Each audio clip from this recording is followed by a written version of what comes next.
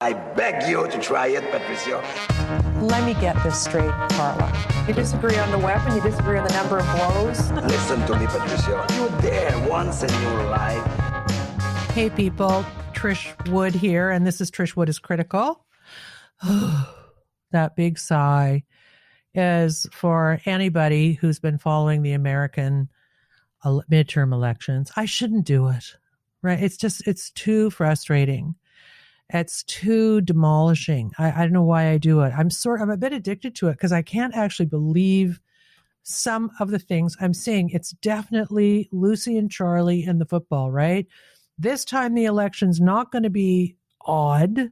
It's going to look not like it was, the fix was in, right? It's going to be a good, honest election carried out by honorable, but that never happens anymore.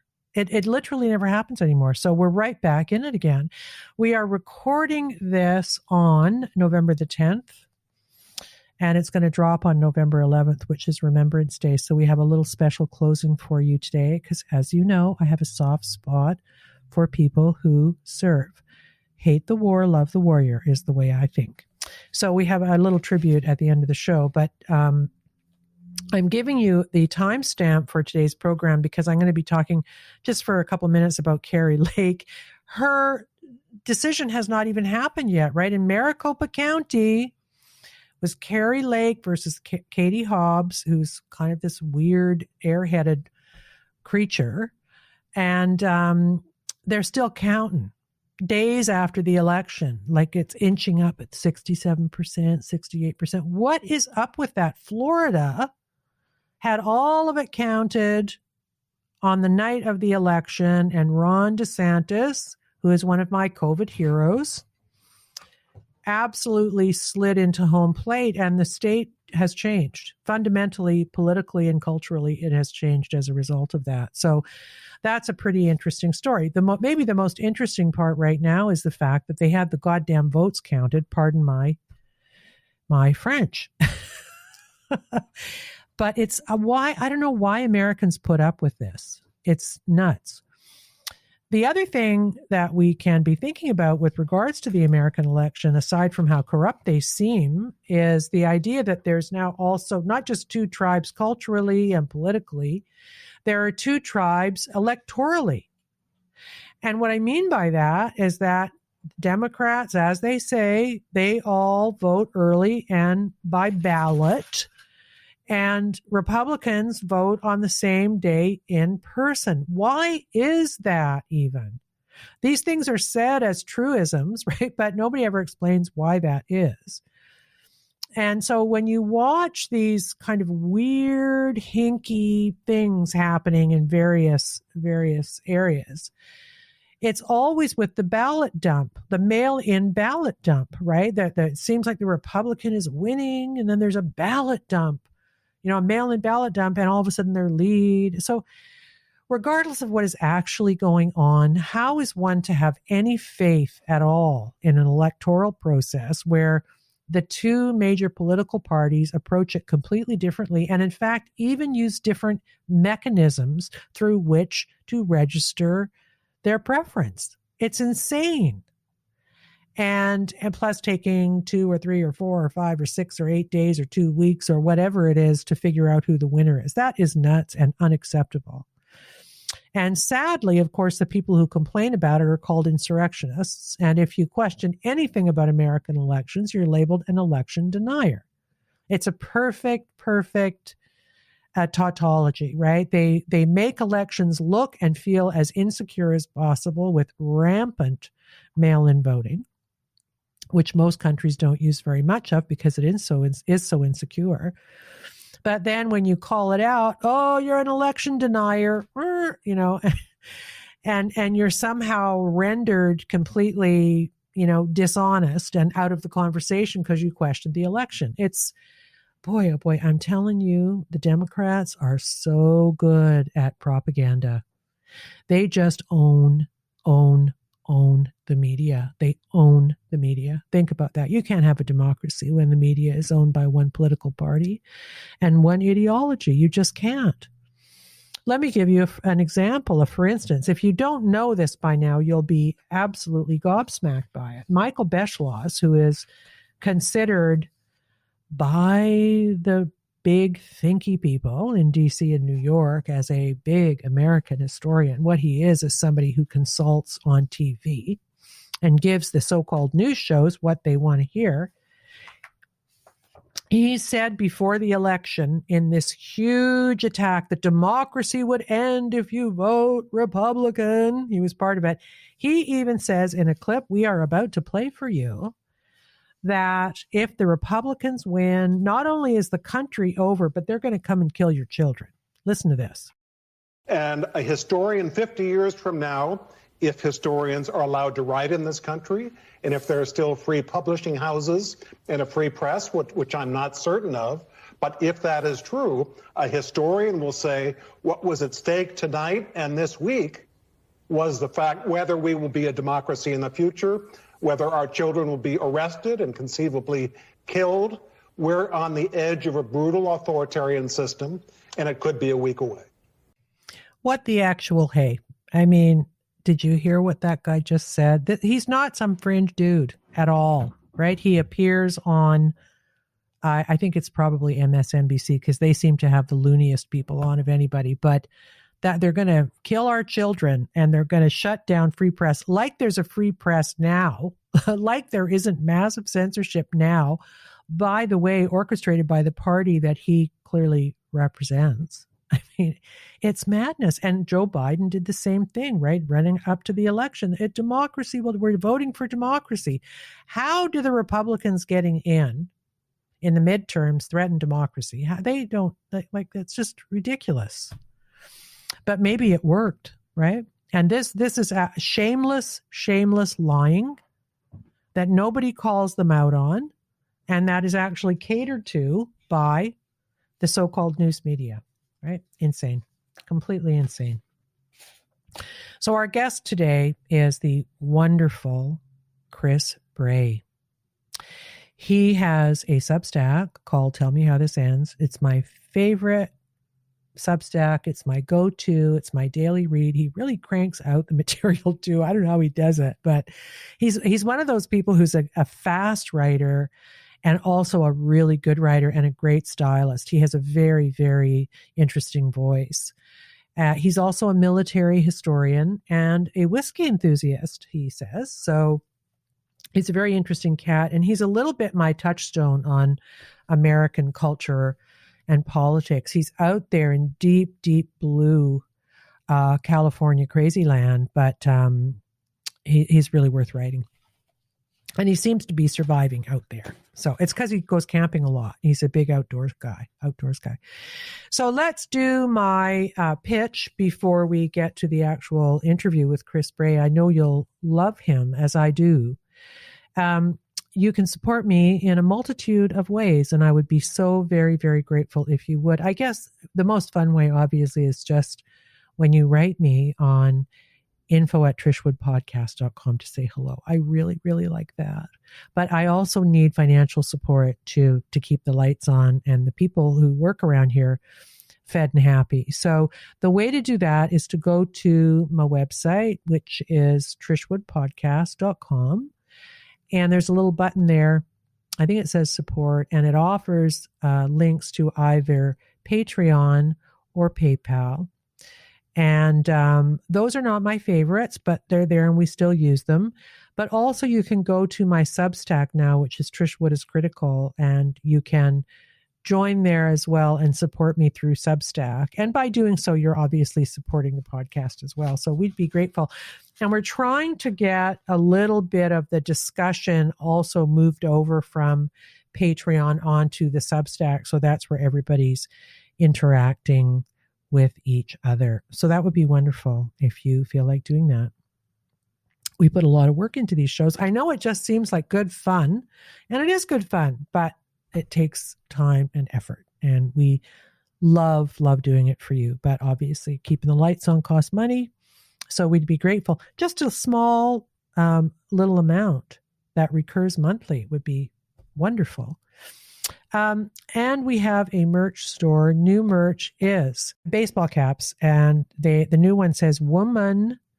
And the other one says hashtag adult human female. So you can just subtly kind of throw your view out when you're walking down the street so people know where you stand on that issue. And they are talking about bringing back mask mandates where I am in Ontario, Canada. Yuck. I mean, it's just rinse, repeat, rinse, repeat. No evidence they work, but let's try it anyway because there's lots of sick kids, which is really kind of bugging me because most of them have RSV, or many of them do. And they have it badly because they're paying an immunity debt because they were not exposed to anything like dirt or other kids in school. And all of this helps to build up your immune system. So they're struggling. And I do blame, obviously, COVID policy for that too. They just weren't looking ahead. And now we're facing all of the kind of cascading events, excess deaths, and other things as a result of the public health policies that failed so terribly. So the no hat is still in there. And that's probably a good one to wear at a time when they're going to start demanding masking again because they have nothing else to offer. They've blown it and they won't admit it. So wear a mask. That's their default position. And I heard our premier today, I mean, he's just useless, isn't he? Anyway. So that's the pitch for today. And, I'm being a little bit jokey about the American elections, but it is a serious, serious thing to watch a democracy slide into whatever America is sliding into. And we know why that is happening. It's happening because all of the pillars of democracy seem to have been captured by the left, right? By this ideology. And so I don't know how Republicans can win. The elections themselves don't feel that secure. I certainly don't trust what I saw happening on election night. I did read a good piece by a guy who writes under the name of The Last Refuge. He writes for Conservative Treehouse. And he says that while Republicans cast votes, Democrats cast ballots in this early voting system I was talking about, and that there's much more room for monkey business in that system. If you can find that piece he wrote, it's really worth reading because it explains this kind of two solitudes around voting. And I think it's very dangerous because when people start feeling that their votes don't count, you're hopeful when you vote, especially when you want to change. And the sad thing about the American elections is that most people in America think Joe Biden's doing a bad job, that the country's going in the wrong direction, that inflation is bad, that they don't want to keep supporting the Ukraine war forever, that gas prices are too high. The culture wars are freaking people out, right? And so you have to wonder, outside of a bit of cheating, which I'm really hypothesizing about, I have no evidence for it, why really good candidates went down, like the young woman who was running against Gretchen Whitmer, who's a nightmare. And is it abortion? People are saying it might be abortion. That's really a drag. People are saying that women, single women of a certain age, always vote Democrat. That's also really bad. You got to vote on issues, right? You've got to vote for the country you want. But more and more, I think elections, both there and here and in the UK, are becoming extremely, extremely tribal. How else do you explain John Fetterman? How do you explain that? You cannot explain it. How do you explain Joe Biden? I mean, you can't explain that either, right? So this is a kind of a momentous time to take in some of the complexities around both elections and culture wars and the mechanics of how democracy is working. And the irony of all the scaremongering around Republicans destroying democracy is that the people who are actually doing that are on the other side. That's my view. When you co-opt the media and the courts and the FBI and everybody else and act authoritarian during the pandemic, you are the ones who are threatening democracy. But, they always accuse the other person of what they're doing. That seems to be what's happening right now in America. So here is my interview with Chris Bray from the Tell Me How This Ends page on Substack. Hi, Chris. How are you? Good. How are you? Well, I'm okay. I'm just sitting here up in Toronto, Canada, wondering what the hell is going on down there. I'm sitting here in Los Angeles wondering what's going on up there. For me, I was actually taken aback how disturbed I was watching this election play out, from the first kind of stirrings of the midterms to the Michael Beschloss, they're going to kill your children, to the warning that it would be a red mirage that would be diluted by ballot dumps. I mean, the whole thing is just a kind of a head spinning, dare I say it, shit show. What's it like, for you? Because I know you to be a patriotic American. And so, observing the shit show is not the same as actually having to accept that the shit show is real. And that must be kind of a downer, right? It is kind of a downer. I live in a place where everyone is happy about it. I live in about as blue a zone as it's possible to live in. Yeah. So, the sky is blue, it's sunny, it's and I'm surrounded by happy people. So it's an interesting moment. And I'm watching, California has had, during the progressive era, created a ballot referendum, direct democracy mechanism, where instead of, waiting for the legislature to pass laws, you could put your own laws on the ballot and pass them yourselves, and the people could speak. Yeah. And it's mostly in California turned into you have to collect a lot of signatures to get something on the ballot. So it's mostly turned into very wealthy and powerful interests putting things on the ballot. We had 2 different measures on the ballot this time to legalize gambling in different forms in California. And it was, the voice of the people speaking around the legislature. It was gambling interests putting that on the ballot. And so just watching the slop, the flood of my local election and my state election, in addition to all the other crap, it's really interesting to watch. We passed Prop 1 in California. Yeah. Which California state law allowed abortion until the point of viability unless there was a medical emergency, and continuing the pregnancy would harm or kill the mother, or there was a medical problem with the fetus. And we've just passed a ballot measure, Prop 1, that makes third trimester abortion on demand legal under all circumstances. Abortion in California is always legal under all circumstances. Wow. Up to the moment of birth. So it's remarkable. I'm watching my national elections and watching my state elections, and it's painful. It's really interesting that you would bring up abortion in that way, because I believe, listen, I'm like an old school feminist who, like back in the day when there was no birth control, that's sort of how old I was, like almost pre-pill. And there was an argument to be made for limited abortion. It just didn't seem fair. Everybody was screwing around, and women were the ones who were bearing the burden of it, and other reasons, right?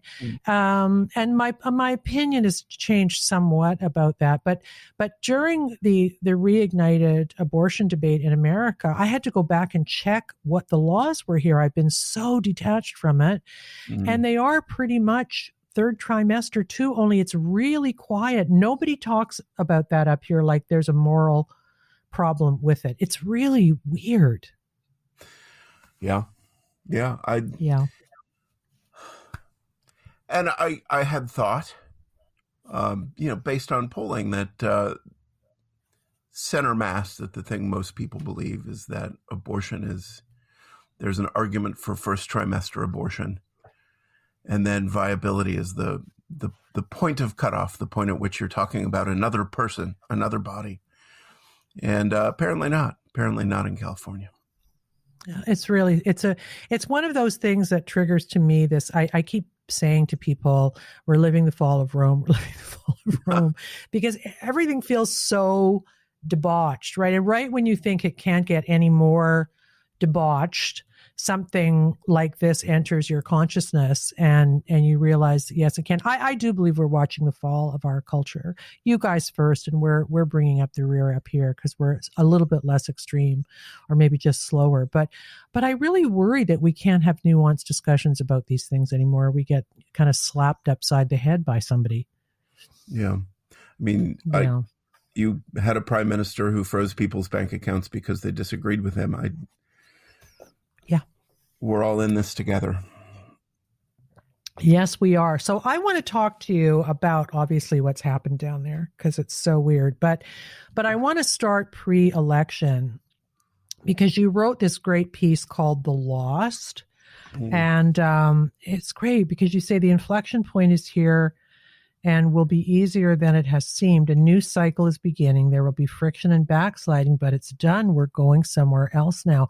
I feel that way too. And actually, a lot of people in the COVID heretic side of the fence are saying even, let's stop arguing the data, because how much more data do we need to prove that we were right? We've got to accept that something has happened, that everything is captured, and we have to kind of organize ourselves around that idea. Were you saying the same thing about culture or about politics in America? Yeah, and I said even following up on that, I talked about decoupling yesterday. Yeah. I just watched your prime minister get his 9 trillionth booster shot. Yeah. And watched my president get his 9 trillionth booster shot. And government is just pounding us with the message that you have to get your bivalent booster. It should be at least number 5 that you're getting. And in the U.S., I don't know what's happening in Canada, but in the U.S., as it's government orthodoxy in the center of all the messaging, and you must do it, and everyone must get your bivalent booster. It's what the experts say. It's what the government says. It's what the media says. Booster uptake is 8%. Bivalent booster uptake is 8%. So there is an inflection point. We've completely stopped listening to these people. We've completely stopped trusting them. They retain power. They win elections. They hold on to their seats. They keep governing, and nobody listens to them. So the inflection point, I think, that's coming is kind of a way that people in Greece or Italy have viewed government in the recent past. That the government is there, it does what it does, but you certainly don't have to pay any attention to it, and it doesn't really have anything to do with your life. So we're getting cultural signals that tell us that trust is breaking down, that no one is listening anymore, that people are withdrawing, but somehow we're not voting that way, and institutions aren't. The culture is changing course, but politics isn't changing course. That's so interesting because you kind of, in that article in The Lost, predicted almost what was happening or what would happen in the American election. I want to talk, you mentioned a lot in your writings, and when we've talked, you mentioned Christopher Lasch and Angelo Codevilla, who died like a year ago or something. Yeah. 2 people who I admire very, very much. I hadn't heard of really until like the last couple of years because of research I was doing about the way our world was going.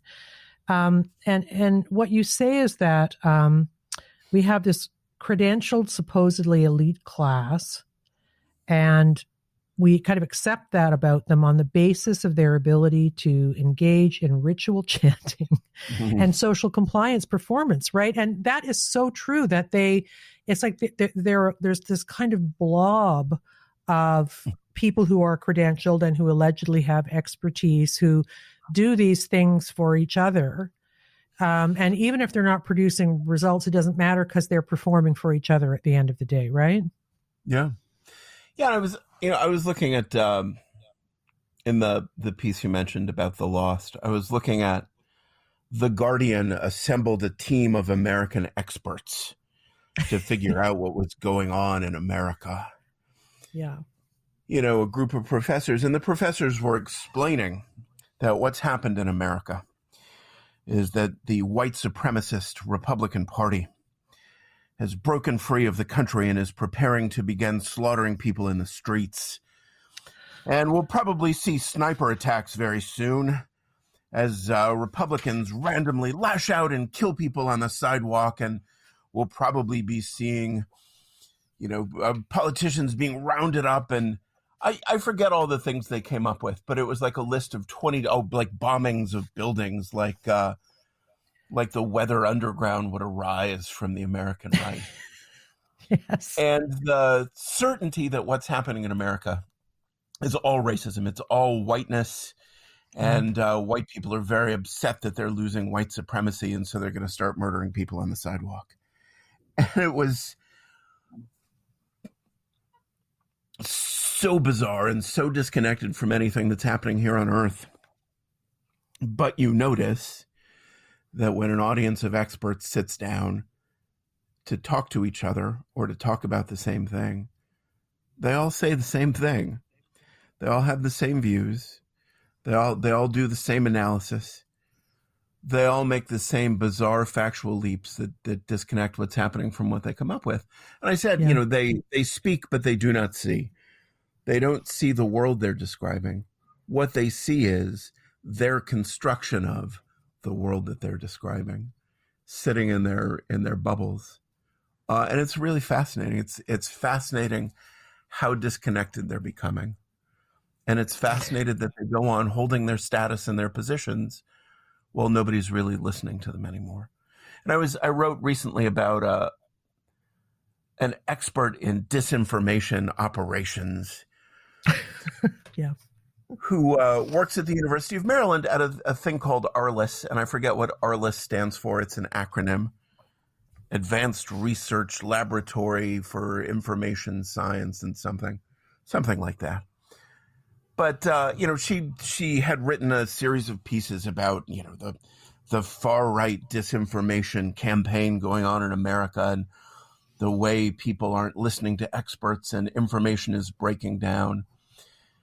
And ARLIS is funded by the Deputy Secretary of Defense for Intelligence and by the Defense Intelligence Agency. So there are a bunch of people sitting in a military intelligence funded center, literally military intelligence funded, like telling you what you should be listening to and what you shouldn't be listening to preserve our democracy and fight against power, the power of the white supremacists. And that's a message that's coming from someone who draws her paycheck from the military intelligence community. It's fascinating what we construe as power and what we construe as expertise, and who's paying for it all. We're paying for it. But in more ways than one. Yeah, in more ways than one. And I just want to say for our listeners too that the article that he is describing here is in the Guardian newspaper, which like 10 years ago was a super credible left of center paper that was publishing WikiLeaks stuff from Julian Assange, right? Like and now they've gone right into the tank of I can't even look at them now. I can't. They are so infested with woke ideology and nonsense. I can't look at them. Here is a line. I'll wager that a civil war featuring terrorism, guerrilla war, and ethnic cleansing will be waged from sea to shining sea. Yeah. Right? Yeah. Judges will be assassinated. Democrats and moderate Republicans will be jailed on bogus charges. Black churches and synagogues bombed. Pedestrians picked off by snipers in city streets. And federal agents threatened with death should they enforce federal law. Barbara F. Walter informs us. I mean, it's absurd. It's absurd. Not, it's true. It has to be what's happening because she's an expert. She's a professor. It's amazing. I'm so glad you read that excerpt because I'd forgotten all the stuff about ethnic cleansing. And we're about to become Sarajevo. We're about to become, we're about to have death camps. So I wonder if the red mirage or red or pink, or they're calling it now, is actually what they're like. Are we going to see just like a bit of that? Is there going to be like a bit of ethnic cleansing and a little bit of civil war and a little bit of guerrilla war? Is that sort of what we're doing? I mean, they didn't actually say how many Republicans had to be elected, I guess, so they could take over the government, I suppose, but would have to be elected to start influencing these terrible Yeah. Michael Beschloss said last yes. week that if Republicans won the election, our children will be rounded up and killed. So you have to assume now that as Michael Beschloss is watching the election returns, I think Republicans will carry the House and have a chance of carrying the Senate. So I would have to assume that he's putting his children on a refugee flight to try to save their lives. But, you know, I Googled Kari Lake this morning. I was looking for something else about Kari Lake, and was just looking at what I got as Google results for the name Kari Lake. Yeah. And you should try it. You know, you should go do it. It's absolutely fascinating. One of the first results I got was a very angry piece in the Arizona Republic, the big daily newspaper in Phoenix, explaining that if Kari Lake becomes the governor of Arizona, Arizona will secede from the United States and will no longer truly be American, and will sever our relationship with the rest of the country and the rest of the world and be plunged into isolation. And the headline is about Kari Lake. If Kari Lake wins, we will secede. And what's so telling about that, both that headline and then the stories we were talking about, the Michael Beschloss and then the Guardian story. Well, the Guardian and the Beschloss, they predated the vote, right? So what's interesting about that is I wondered, are they just doing this to scare the shit out of people so they don't vote Republican, or did they actually believe this stuff? Like, I couldn't figure out if it was a massive kind of psyop where the kind of official clowns of the elites are performing for them, or if they actually are so dumb that they believe that's true. What do you think? Robert Caro, in one of his, Robert Caro has written this giant, like 4-part, was supposed to be 5-part, but I don't think we're going to get the 5th part. Giant 4-book biography of Lyndon Johnson. Mm-hmm. And in one of those books, he describes a process Lyndon Johnson used to use, where if he had to say something, if he had to make a political argument, and he knew it was false, he would work on talking to himself about it. He would say it in the mirror. He would walk around repeating it. X is true. X is true. It's a lie that X is wrong. He would go around ritually reciting it, pounding it into his head. And then once he had internalized it, he believed, Robert Caro says, if you talk to people who knew Lyndon Johnson taught himself to honestly believe that anyone who disagreed with one of the lines that he'd pounded into his head as something he needed to say, if anybody disagreed with that, they were a damn liar. And he knew at some level, he knew that he was making it up. He knew that he was lying, but he had a process for convincing himself. And once he convinced himself, he believed. So I think the answer to that is, at some level, they know it's not true. At some level, the idiot who writes for the Arizona Republic knows that the principal issue at stake in the Arizona governor's race is not secession. But he convinces himself that he's righteous and everyone he knows sees Kari Lake the same way. Everyone in his status group sees Kari Lake the same way. So he convinces himself to believe it. And at some level, he believes that he's saying something that's necessary and that works and that helps the right side to win. So he knows that it's a lie. He knows that it's stupid. But if you told him that it was a lie and stupid, he would perceive you as a horrible person who's attacking the truth. I mean, I think it's a kind of psychological operation that people perform on themselves to talk themselves into believing what they have to believe to maintain their position. And I know a lot of people who work in media. I live in Los Angeles. And I've seen people say that they don't want to talk about things that that they know they can't talk about. Right? Like I want to work in television, so I can't hear the thing that you're saying to me right now. Right. Well, is it Mencken who said that the degree to which a person is willing to perceive a point depends on the degree to which his paycheck comes from not understanding it? Yeah.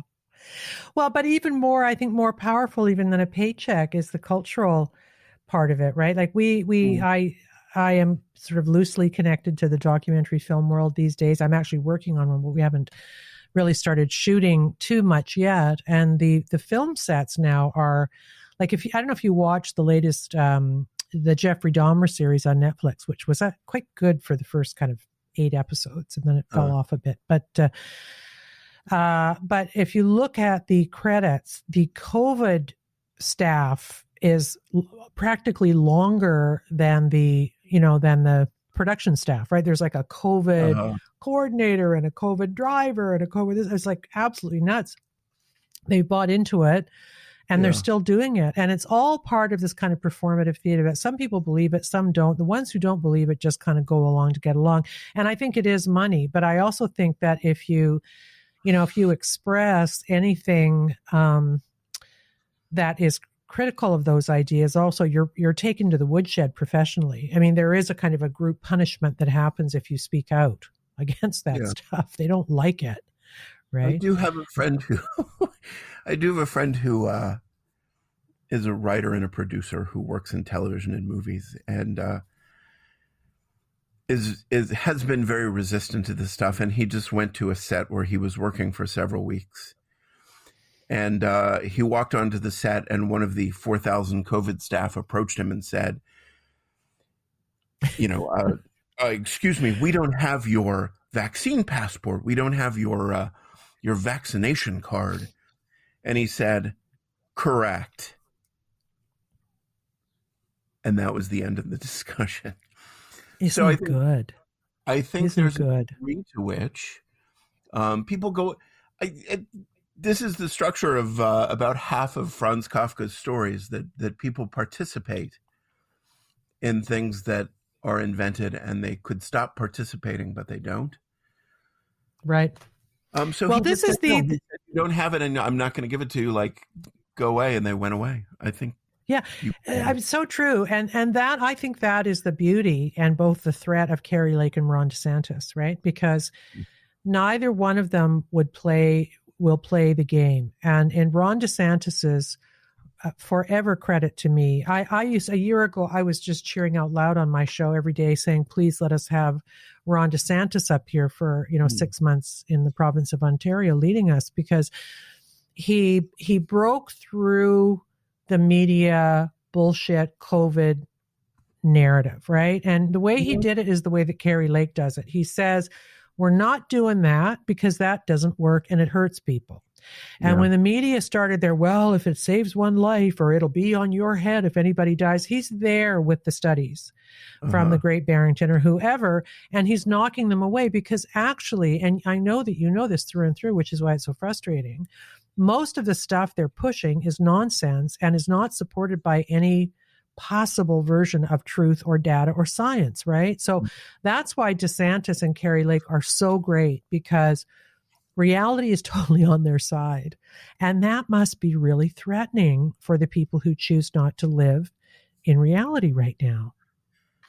Yes. Sort of circling back to the first question you asked, like, how are you? What's your experience after the election now? Yeah. There's always a degree to which you choose how much to participate, you choose how much to notice, and how much you go on with your day, how much you go on with your life, and go out and take a hike and ignore the world falling apart. And there are people who are still infatuated, I think, with COVID authoritarianism because they're still afraid. Mm-hmm. And you can choose to not notice. You can choose to break away from them. But talking about the experts, talking about the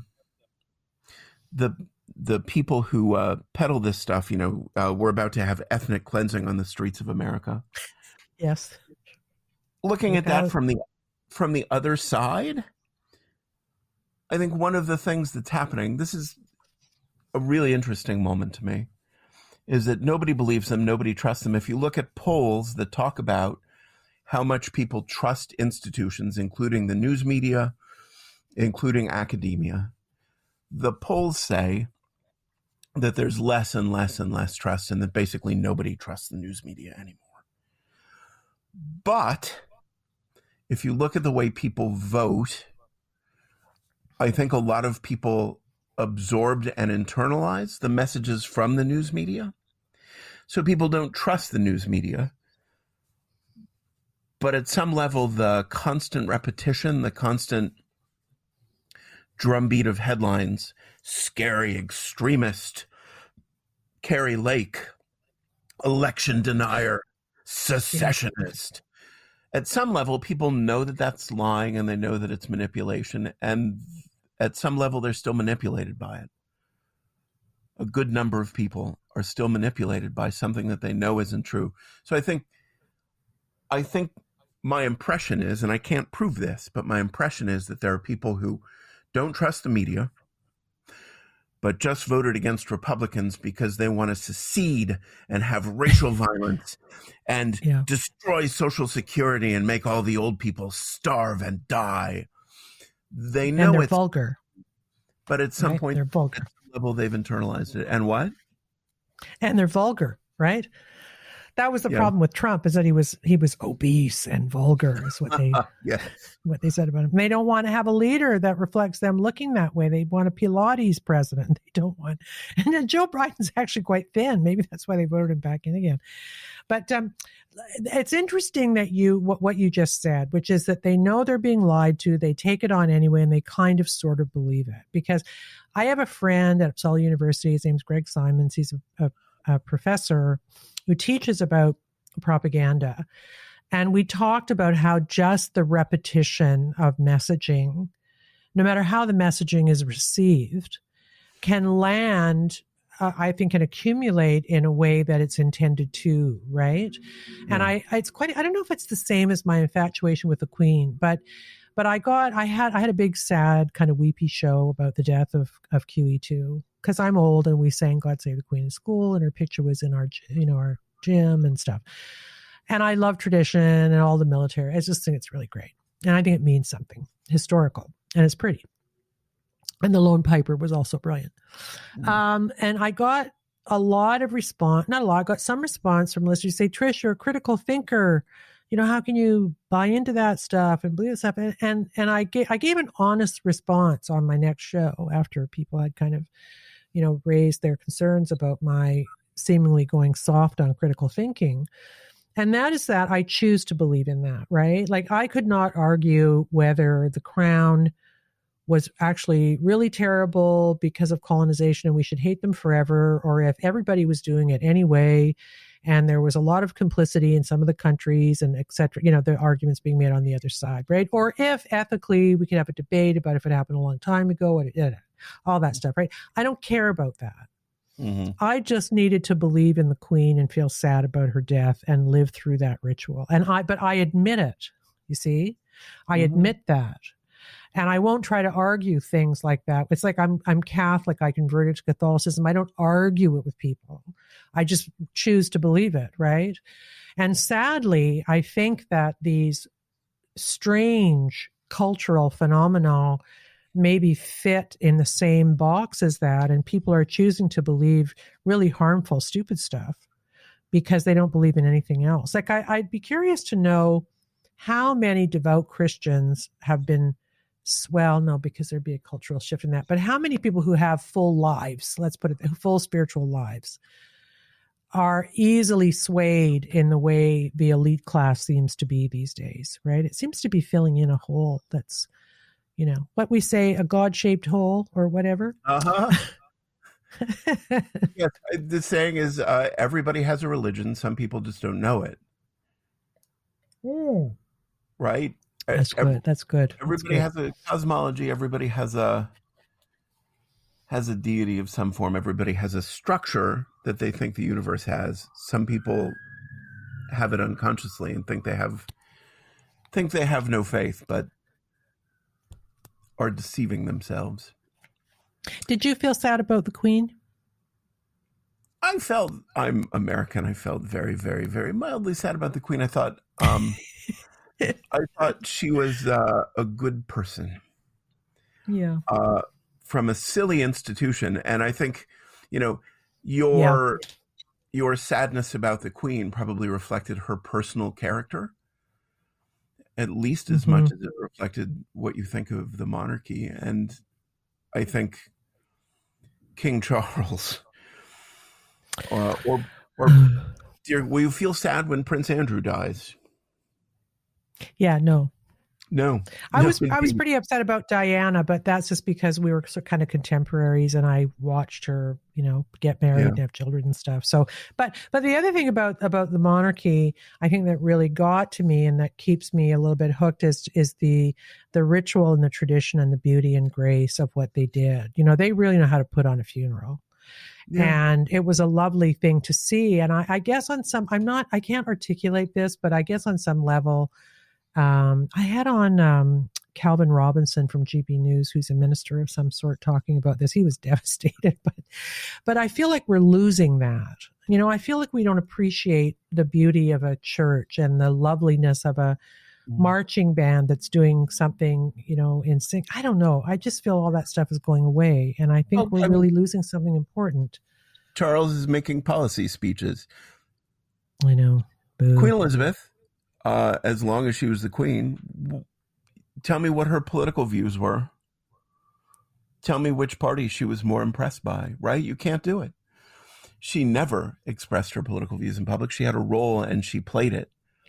She honored her role in a way that her successor does not already, after not terribly long on the job. So you can honor tradition, you can draw from tradition, you can respect and feel for tradition when it is treated with some degree of respect by the people who are performing the tradition.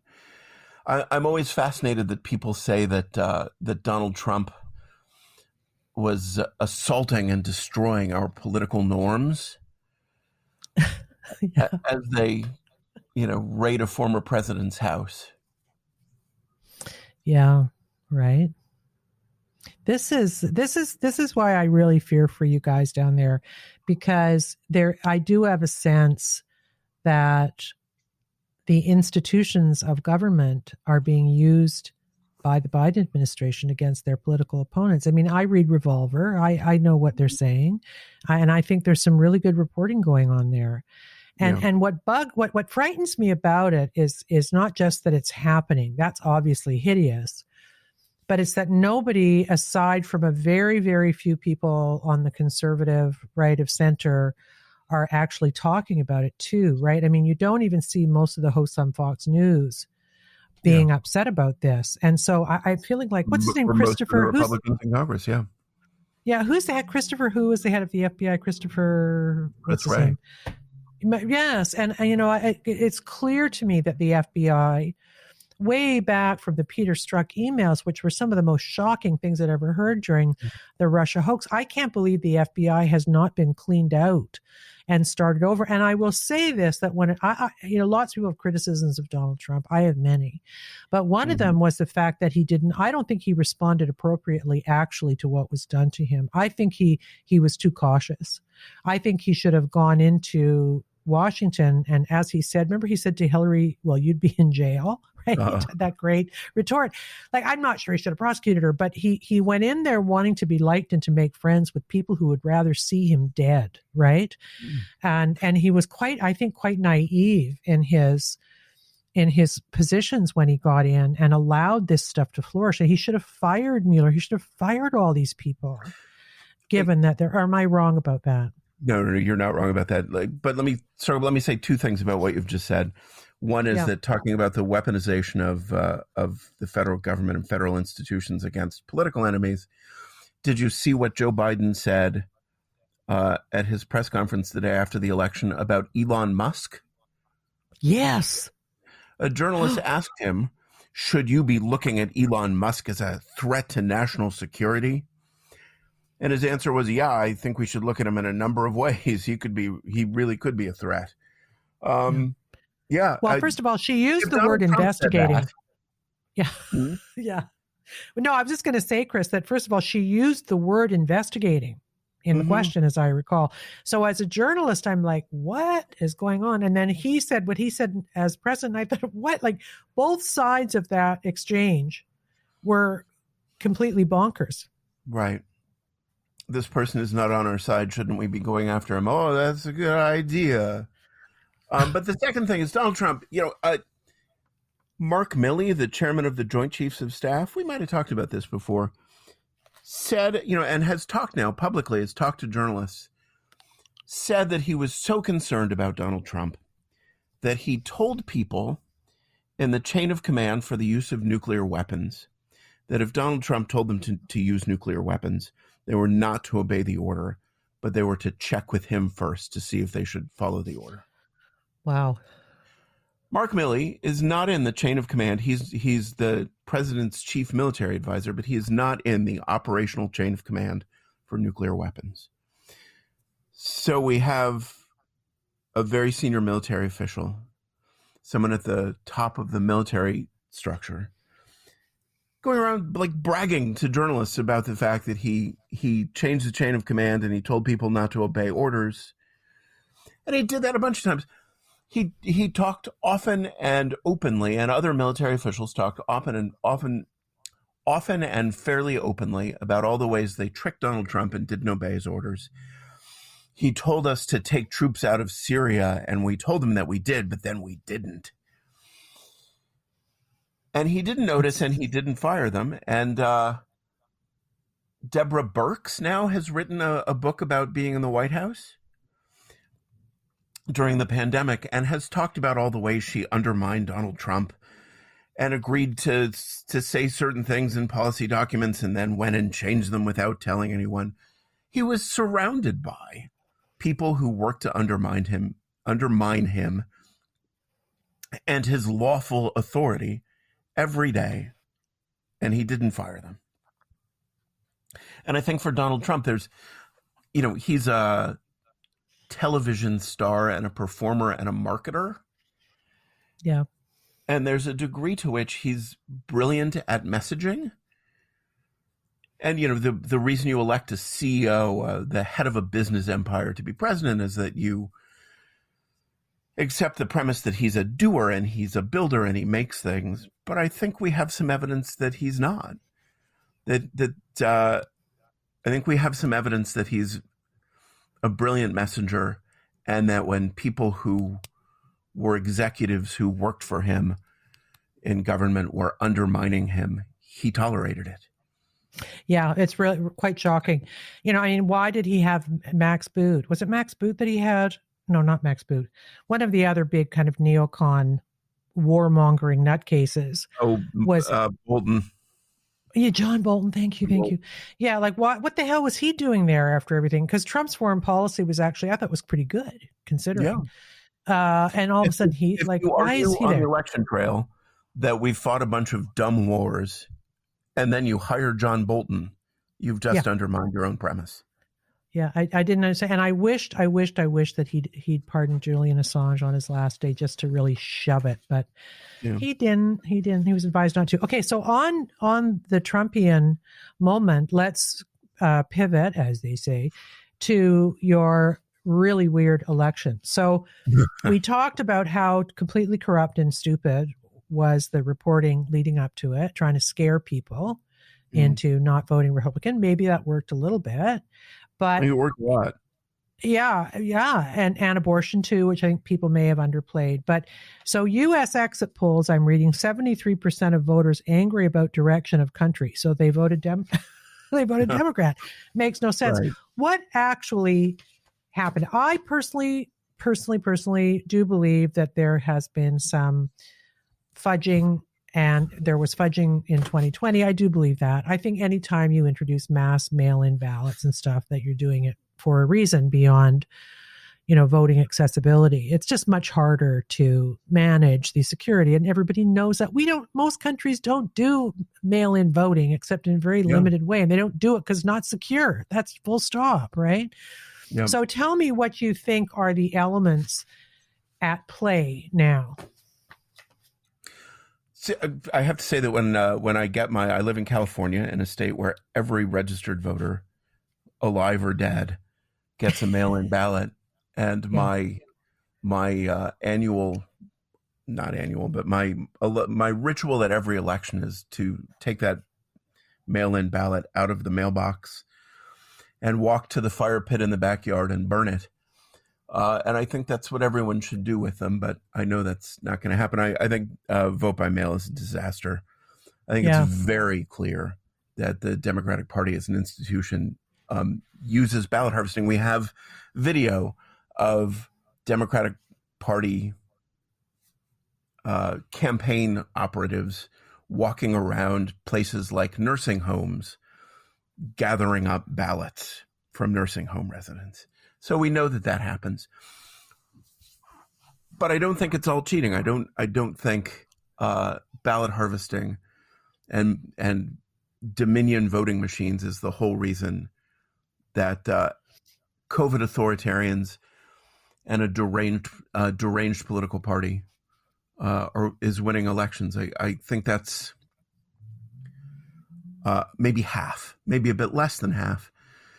And the other thing that's happening is that there are actually just a large number of voters who accept the premises of the Democratic Party. I think of all the people who won re-election, the one that shocked me most was Gretchen Whitmer in Michigan. Gretchen Whitmer had a series of things.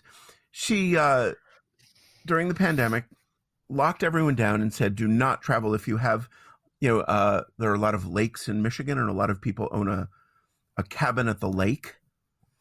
And she said, do not travel from your home to your lake house or your vacation home. I forbid you to travel between your different properties. And then she went to her lake house. And journalists took pictures of her car in the driveway at her lake house. And her husband called the marina at the lake where they have their boat and said, listen, I need you to get my boat in the water, to get my boat out of storage and put it in the water. We're coming up. And the guy at the marina said, well, I can't put your boat in the water. The governor says not to. And he said, oh, it's okay. I'm the governor's husband. It's just insane. That person was reelected. One of the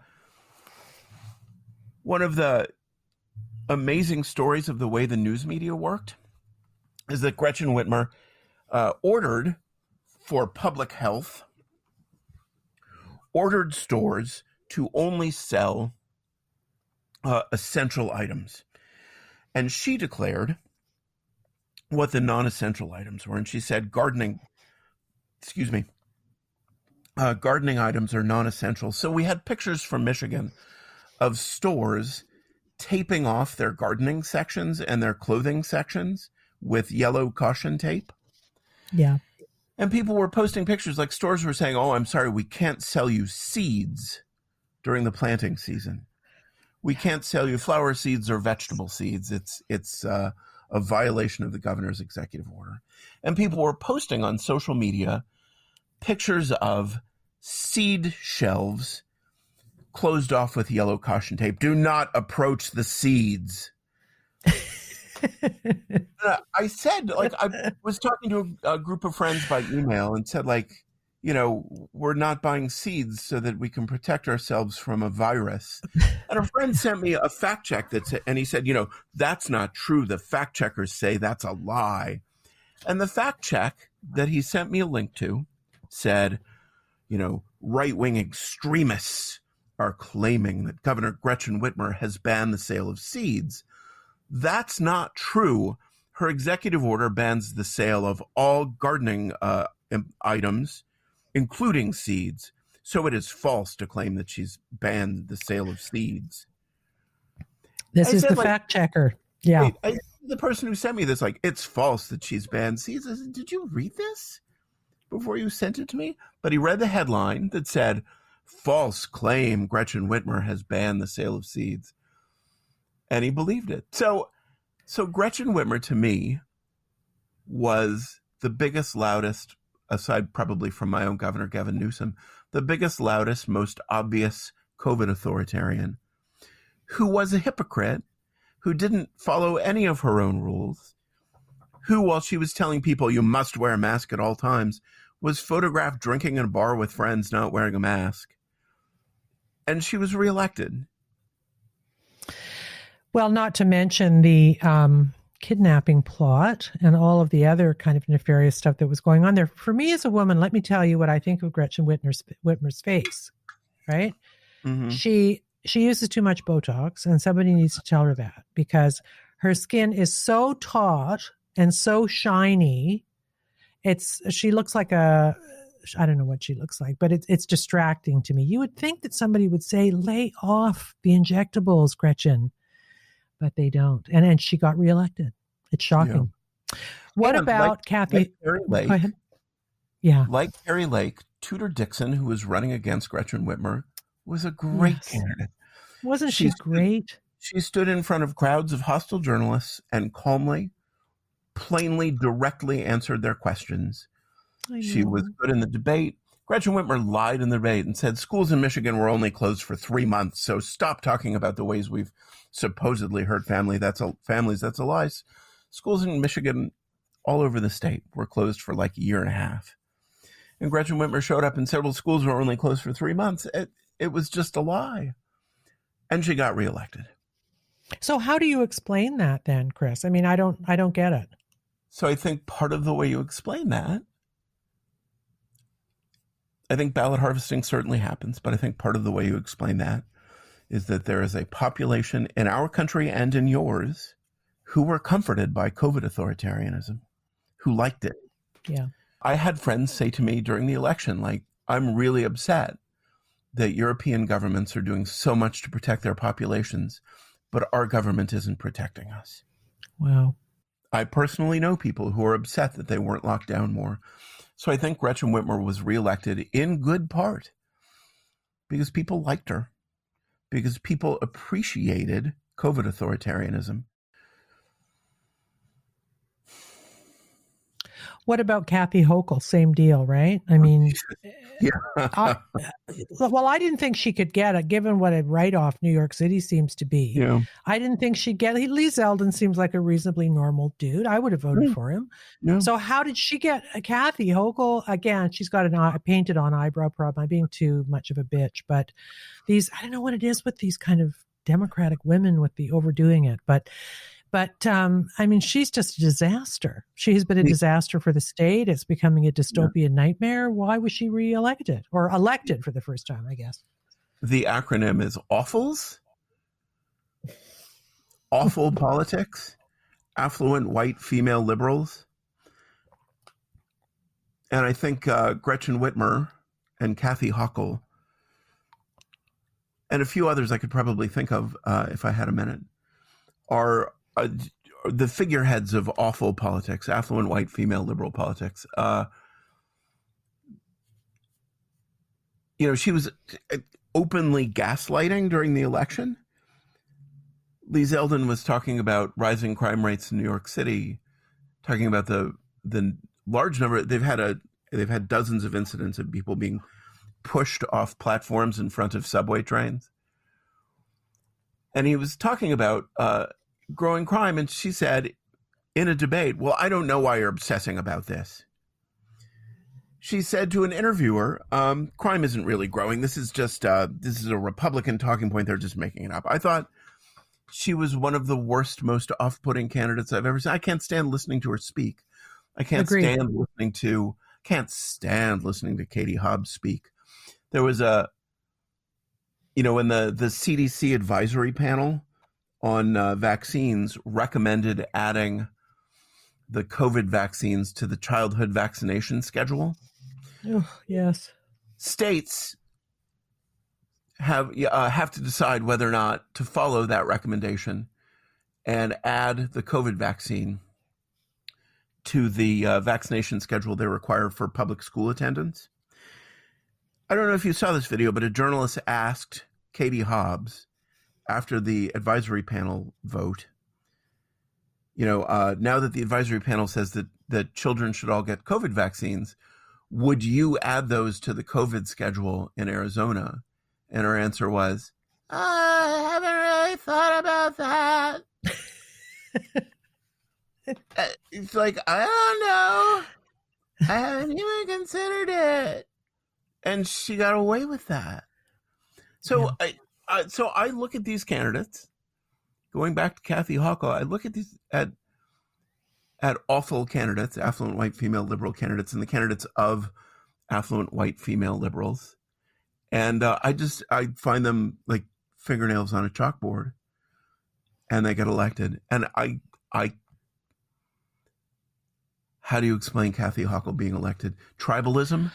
I don't know if you read Bad Catitude, but what he says, I love Bad Catitude. Me too. What he says is that most voters vote a straight ticket. Most Republicans vote for all the Republicans on the ballot. Most Democrats vote for all the Democrats on the ballot. And there's something like 5% in the middle who will change their minds from election to election.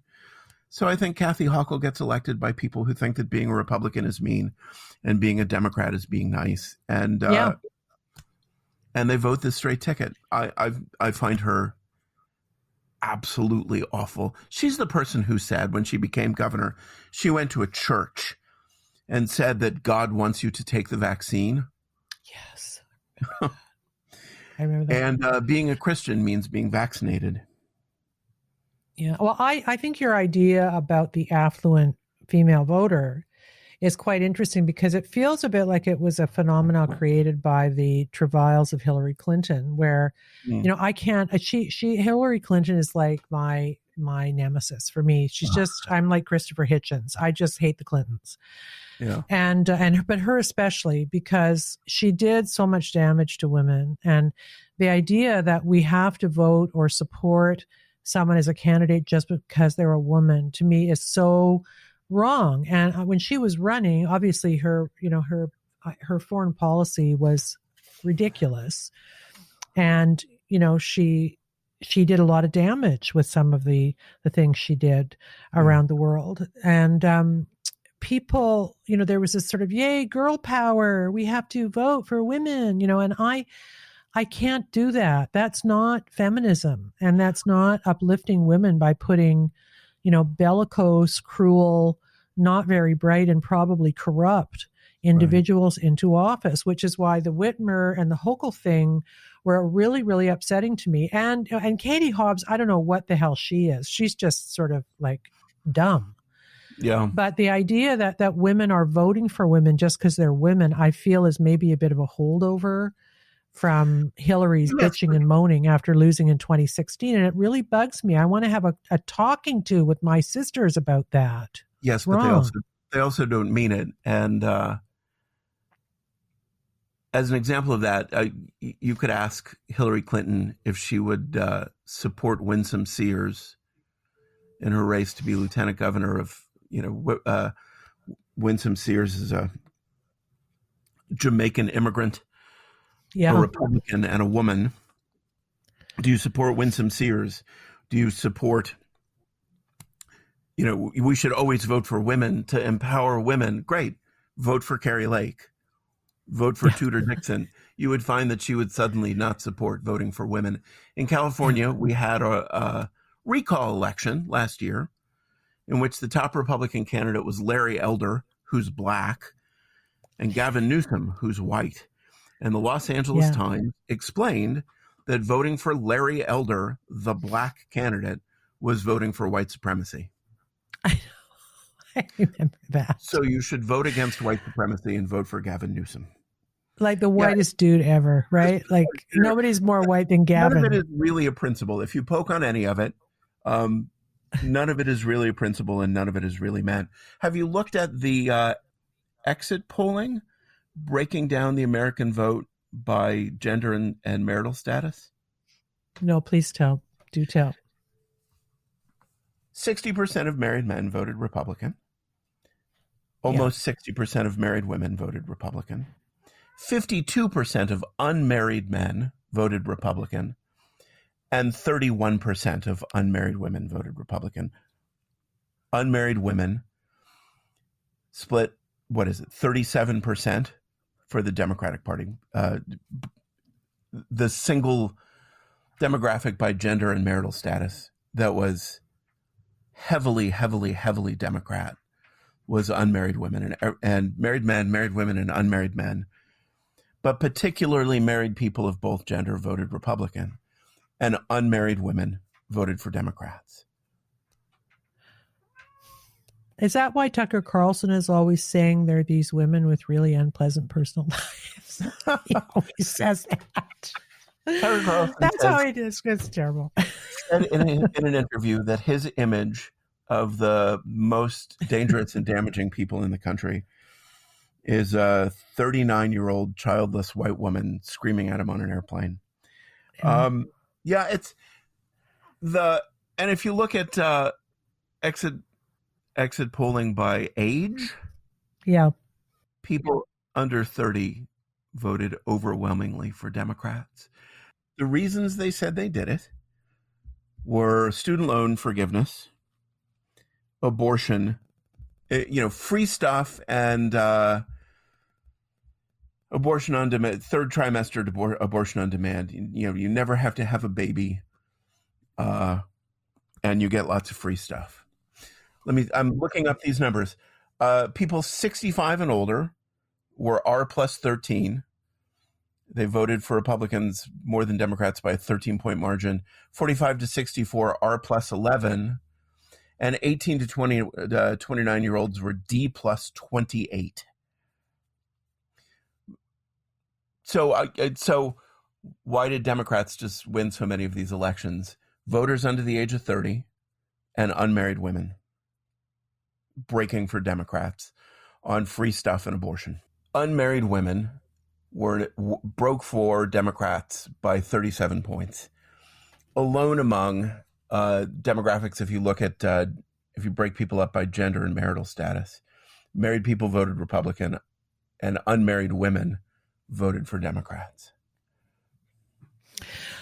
So what I worry about is this: we have now a couple of sort of, to use the word cohort, but groups of people coming out of these indoctrinational universities, and even young people I know who have been out of school for a while hold much more extremist leftist views than I really was. I mean, they just think I'm an old crank, and which I may be. It's entirely possible, but 5 years ago or 10 years ago, I was considered sort of a lefty chick. So they've really gone very far. And I worry about what that's going to mean in the future for putting a balance on this kind of tension, given how completely bonkers the left is now when they start legislating things. Yeah. To me, I think I would put what we've just done a little differently, which is that we just had 2.5 years of massive authoritarianism, of COVID authoritarianism. We had school closures that harmed children. We had a candidate like Tudor Dixon who talked about the harm we've done to children. We have children with learning loss. We have young children who spent the first years of their lives wearing masks, surrounded by people wearing masks, and their language development is horrible. We spent 20 years in Afghanistan and made the Taliban more powerful when we left. We have all of these massive failures on our account. We have all of these things we've done poorly. And instead of having an election that was a referendum on all of those policy failures, instead of having an election that was a referendum on COVID authoritarianism, we had an election that was a referendum on Republicans are mean and violent. Yeah. And they'll start ethnic cleansing if we elect them. And they'll kill Michael Beschloss's children. And abortion. Unlimited abortion through the third trimester. So the idea that elections are the way we hold ourselves accountable, the way we hold our leaders accountable, and we weigh in on the things that our leaders have done. If we just had an election in which all of the worst COVID authoritarians, Kathy Hochul, Gretchen Whitmer, Gavin Newsom, were returned to office, what is the purpose of our elections? I think we have found the mechanism by which, by writing stories like Carrie Lake wants to become governor so she can secede from the Union, these invented stories, these manufactured fake issues, we found a way to sever elections from policy, from the things that government does. We found a way to sever the choice of the people who hold power from what they do with power. Well, that's a really, really good way of putting it. And I think there's probably no greater example of that. Well, he wasn't holding office before, I don't think, was John Fetterman, right? And I mean, how embarrassing for America. You've got a president who is obviously cognitively seriously impaired, obviously corrupt. No one's even talking about that. And John Fetterman, who literally needs like guidance to understand the English language or he can't speak. And he gets in whatever you think of Dr. Oz, I don't know, I don't care, but at least he's a functioning adult. Yeah. And Fetterman and his kind of slovenly basketball shorts. I mean, I just don't understand how that worked. How did that work? The MSNBC panel discussion with Katie Tur talking about saying she wants him to run. I think John Fetterman could be our best presidential candidate. Oh God, I mean, for 2024, yeah. What happened with John Fetterman? Like, how did he get in? What was the mechanism that catapulted this guy into a win? Oh God. Philadelphia election centers, polling places. Yeah. Are famously corrupt. In the last election, they had signs posted inside reminding people to vote Democrat. So I think that was probably not one of the most honest elections in the country. But I think Dr. Oz was not an enormously impressive candidate. Yeah, no. I think the news media gaslighted the hell out of everyone and ran a million stories saying if you question John Fetterman's ability, you're being ableist. And it's a very democratic state, and tribalism played a big role. But so is the tribalism then so entrenched that somebody said on the news last night, they would vote for a glass of water if it was wearing a Democrat label. And that's like anti-democratic. It's anti-patriotic. It means that you're just voting for power and not for what they can actually do for people. It's like awful. I said the same thing yesterday, but I didn't use a glass of water. I used a lump of something on the sidewalk. Yes. Yes. Yeah. Very bad.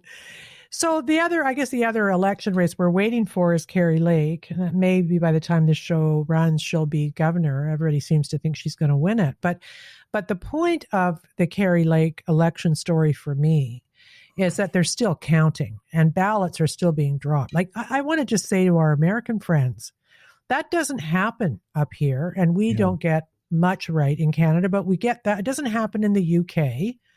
Why do you tolerate the ballot dump kind of election season, to use her word, instead of knowing on the night of what actually everybody said? Florida did it. They had their results the same night. Why do you tolerate this? I woke up the morning after the election at about 5 o'clock in the morning. I couldn't sleep. And I looked at the vote count in Arizona, and it said it was at 63%. And then I got up and I took my daughter to school, and I wandered around the house, and at 10%, at 10 o'clock, looked at it the first time at 5 o'clock in the morning, looked at it again at 10 o'clock in the morning, and it was at 63%. And a little later in the day, it went to 67%. And the last time I looked this morning, 2 days after the election, it's at 70%. They've counted 70%. It's unbelievable. I can't. In more than 24 hours now, they added 7% of the ballots to the count. And the headlines, and Carrie Lake has been saying that, this is unacceptable. How can this be happening? Go Google it. Go Google Carrie Lake election results, and you will find a bunch of headlines that say Carrie Lake raises conspiracy theories about the vote counting. Carrie Lake makes unfounded claims about the vote count. So we have a news media that, instead of saying, why is it taking so long to count the votes, rushes to say that you can't say anything about the fact that it takes a long time to count the votes. Yeah. And that we have a news media that defends a broken process reflexively and very loudly. I find it baffling. And do you know why they do that? Well, they do it because the broken process favors their team. Isn't that interesting? Yeah. How did that happen? Here's a headline from NPR. Panned for Arizona race slant. Election denying Carrie Lake versus Katie Hobbs defending election integrity. That's NPR, right? That's their headline. Yeah. And so this is very, very smart what the Democrats have done, because if you do raise a question, you are an election denier. They painted a whole bunch of candidates, Republican candidates who, look, we all know something happened during 2020. It was hinky. I can't explain exactly what happened, but we all know something of some sort happened, whether it affected the outcome or not. I mean, you don't have rampant mail-in voting without signatures unless you want something bad to happen. I mean, we're not stupid, but you cannot say that, right? If you say, it's like you're a climate denier, you're a 9/11 truther, they give you this little, you're a conspiracy theorist. They give you a little name, and the whole journalism team signs on to using that name. And it's a kind of it's an insult, right? It's a way to impugn your credibility. Part two is, that they will immediately pivot to raising questions about elections that Republicans win. Absolutely. After saying the worst thing in the world is to be an election denier, and after running a whole election cycle around the danger of election denial, Hillary Clinton said in an interview recently, within the last couple of weeks, the far right already has a plan to steal the 2024 election. So the seamlessness of the pivot from election denial is unforgivable to, they stole that election, is extraordinary to me. Go ahead. I had a professor who, in grad school, who I worked for as a teaching assistant, who was a historian of the Soviet Union, and told his class a story about Leonid Brezhnev in Vienna, where Leonid Brezhnev was supposed to lay a wreath on the tomb of Soviet soldiers who had died fighting in World War II. And he had a lane marked out for him with tape, where he was supposed to take the wreath and walk like 10 steps forward and then turn right and take 10 steps to the gravesite. And he missed the turn. He didn't see the tape, and he missed the turn, and he walked out past the place where he was supposed to turn and was wandering out into this plaza without noticing that he was lost. And there was a debate about, oh God, what do we do about the supreme leader of the Soviet Union wandering lost? Who wants to go tell him that he missed the turn? And eventually one of his deputies ran out and grabbed him and turned him. And when I see President Joe Biden and Senator John Fetterman, I think about Leonid Brezhnev missing the turn and wandering away lost without noticing that he's missed the turn at the ceremony. Yeah, I mean, that kind of puts all of it in perspective, doesn't it? It's a complicated place. It's a complicated time. There's a lot of stuff going on, and we need leaders who are kind of awake and maybe just not like super corrupt. We would accept that, but we can't even have that. Let me ask you about if I were American, I would be morbidly depressed and frustrated by my inability to affect the kind of government I want as a citizen. And, there's a lot of talk, there's going to be a civil war and stuff, but I don't think there's going to be a civil war. But I do think that people are very, very frustrated. I'll give you a hypothetical example. What's happening in Maricopa County may be criminal. And if it's not criminal, it's hugely incompetent. And by the way, it's Katie Hobbs, Kari Lake's opponent's responsibility to be running that operation, which I can't even believe I just said that and it's real, but it is. And if people in Maricopa County who voted for Kari Lake went to protest what's going on, the slowness of the count, for instance, at the place where one does that in Arizona, they would be called insurrectionists by the media and election deniers or something. Yeah. Like there's no vehicle left for people who think that way to express themselves in your democratic society and be assured that it's going to register somewhere, right? That's how I feel right now. There is a way to still express yourself. And whether or not people like, whether or not the gatekeepers feel like it's appropriate for you to do that, whether or not they call your protest, I mean, it's like a prime minister freezing your bank account because you engage in peaceful protest against him. You stop? I think you just keep going. I think as people who wish to be gatekeepers tell you that you shouldn't be doing what you're doing, you know, how dare you disagree with the government? I think you just keep going. And I think we have Substack and we have other platforms to speak online and we just keep talking to each other. I think all you can do is keep going. I worry about the people who maybe aren't as plugged into places like Substack and Twitter and just kind of average Americans who want to have a simple life and be left the hell alone. And nothing ever seems to break their way these days. And the elites don't give a shit about them. Yeah. And when they try and speak up, they're called terrible names. I mean, I think it's really not good. I don't like it. Nope. So Kari Lake's going to win it, probably will have won it by the time this show runs, which makes me really happy. There's something I find quite captivating about old Kari.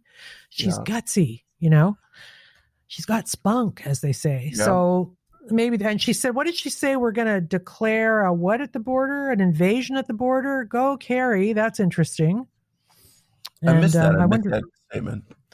Yeah, she said she's going to declare an invasion at the border. I don't know what the way she phrases it makes it sound like there's a bunch of stuff that kicks in once you say that. Maybe you get, you know, some kind of military force in there to guard the border. I don't know, but I like the sound of it. And the other thing she's going to do is, she said on day one, is sort out this absurd election. Here's the interesting thing about your elections that are like Maricopa.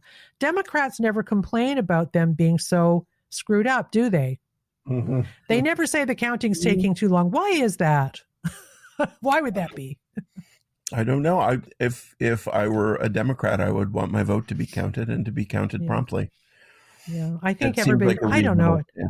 It does seem reasonable. I think what I was getting at is maybe the idea that on some level people know that kind of slowness, all of the ballot dumps and the slowness of these mail-in ballots somehow favors Democrats in the end, and so they're not saying anything about it, right? Yeah. Chris Bray, thank you very much, our American friend down there in California. Why are you staying in California? Why don't you go somewhere else? I have family obligations that have trapped me here.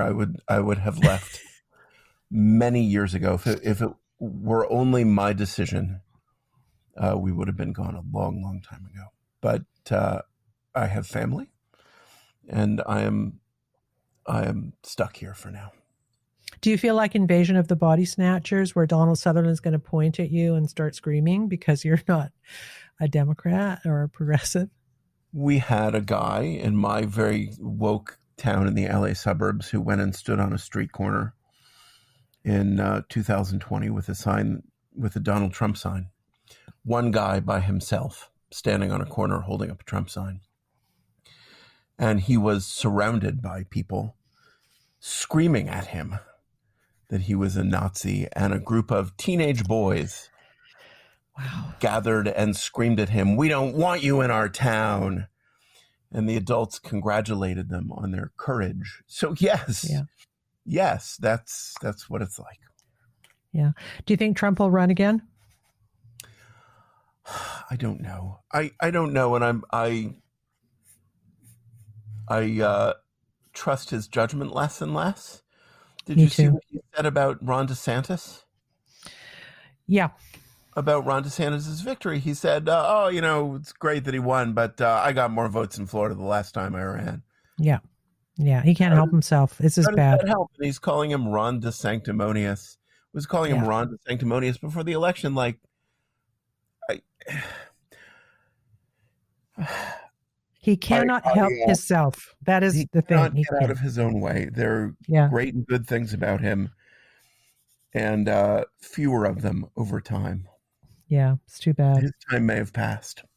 Yeah, I think it has. I think DeSantis is so strong. I would like to see maybe DeSantis and Tulsi would be really interesting for me.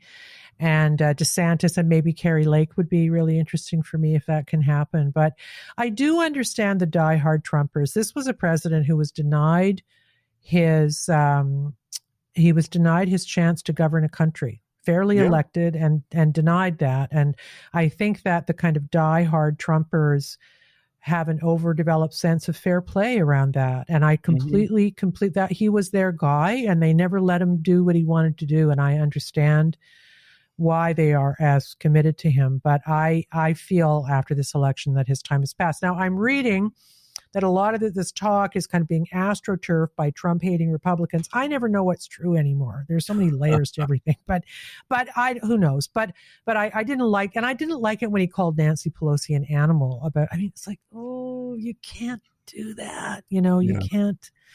And what happens is he spends so much time swatting away reaction to some provocative thing he said that he doesn't get to register the good parts of what he wants to do. So yeah, that's pretty bad. And there's a part of me that would want him to run and win simply as a rebuke to the way he's been treated. Me too. Yeah. And simply as a rebuke to things like raiding his house, which we've never done in the history of the country. Oh. But I do think his judgment is getting worse. Well, I used to sit with my husband, and I probably sound like way more of a Trump supporter than I actually am, but I'm one of those people with an overdeveloped sense of fair play. And being a journalist, I hated what media did to him. It just made me crazy. So I was supporting him more than I might under different circumstances. But my husband and I would be watching the news, and I'd say, how is he even surviving this? I mean, it was just constant, psychiatrically and physically. I'm surprised he hasn't dropped dead of a heart attack because he's fat. How is he even surviving this? I don't understand it. So he is a tough guy. I think the country did owe him something, but I'm not sure I could get on board now if everybody's tired of it, right? Here's the thing, though, too. If he ran again, of course, they would cheat and not let him have it anyway, probably. Well, I mean, if the choice is Donald Trump or 4 more years of Joe Biden, I don't find that a difficult choice. Not at all. But I would rather have a different choice. Yeah, me too. Very interesting times, Chris. Thanks so much for doing this. I always feel uplifted and enlightened after talking to you. So thank you. And keep writing on Substack. How do people find your brilliant Substack? chrisbray.substack.com. Or you can Google up the name of it. Tell me how this ends. What's the point of the name? What are you getting at there? The point of the name, tell me how this ends is what David Petraeus is supposed to have said when he got to Baghdad.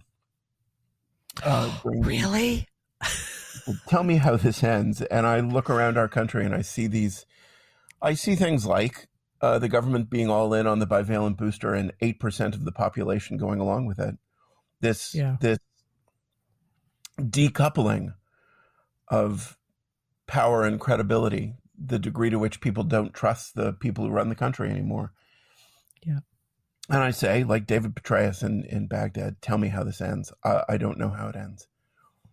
Is that a reference? Is that a reference to the fact that the run up to Baghdad was hugely successful and then everything else was dog shit after that? Is that essentially what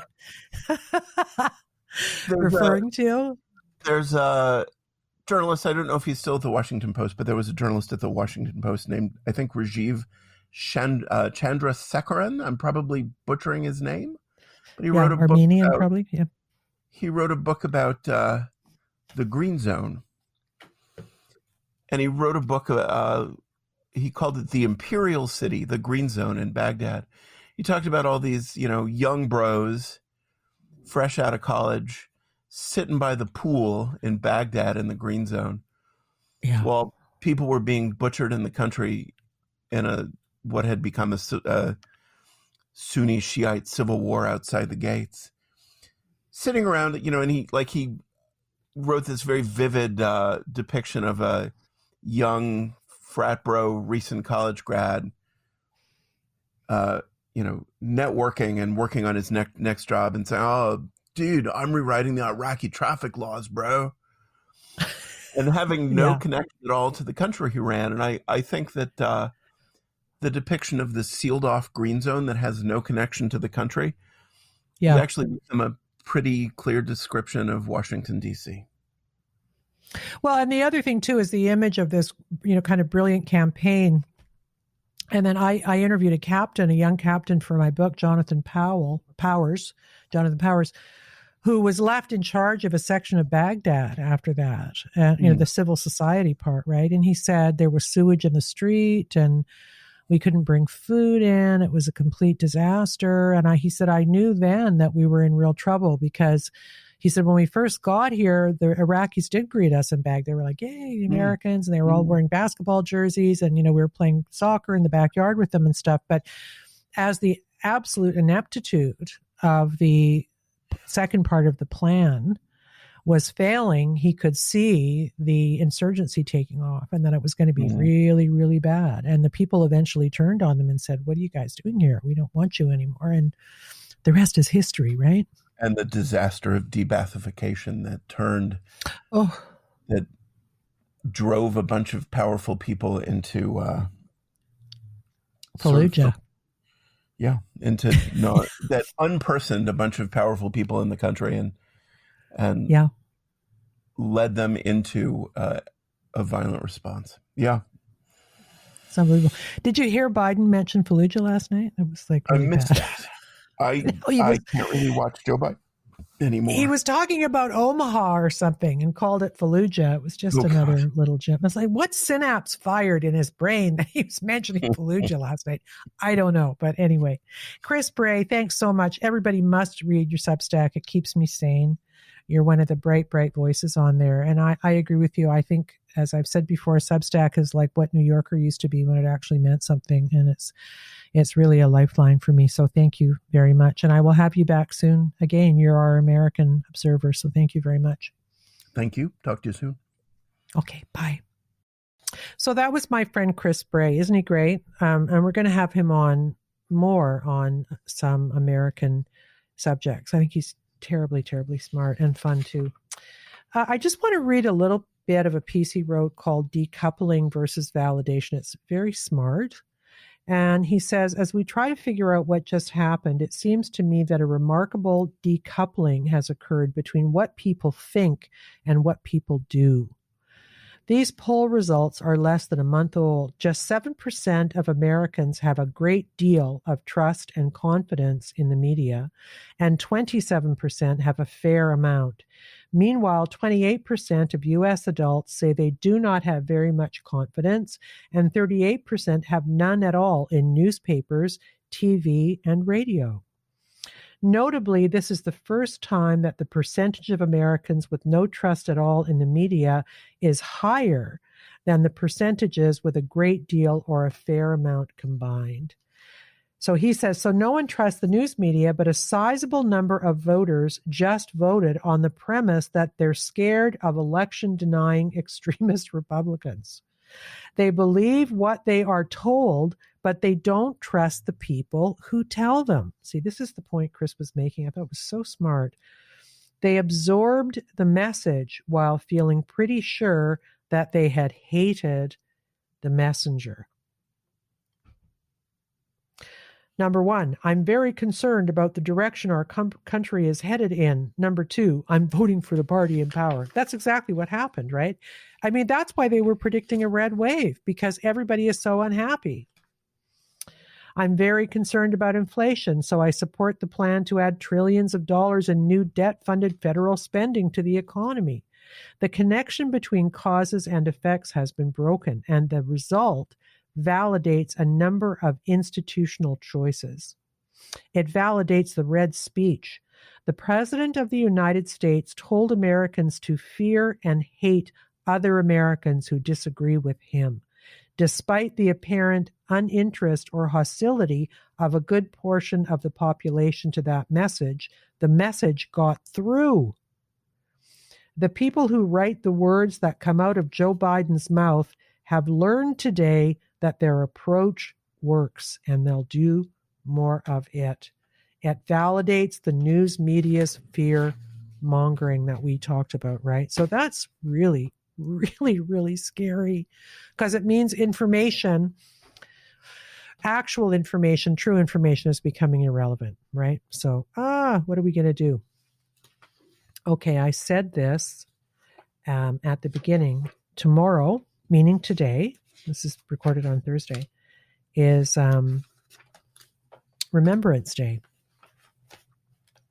And that's the day when we remember all the young people and old people too who died in service of their country. So I'm just going to end with a lovely little poem that we all know, but I found this great clip of it being read by elderly veterans, and I thought that that gave it a nice kind of emotional timbre.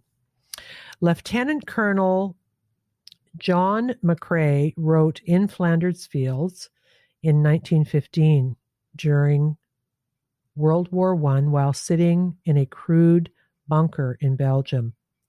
A military surgeon, he had seen up close the devastation of that terrible war. Here are some veterans in 2015, 100 years later, reciting his words. And I guess I'll leave you with those words and say, see ya, but also we shall never forget. In Flanders field the poppies blow, between the crosses, row on row. That mark our place, and in the sky the larks still bravely singing fly. Scarce heard amid the guns below. We are the dead. Shut days ago, we live, felt dawn, and saw sunset glow. Loved and were loved, and now we lie in Flanders fields. Take up our quarrel with the foe. To you from failing hands we throw. The torch be yours to hold it high. If ye break faith with us who die, we shall not sleep, though poppies grow in Flanders fields.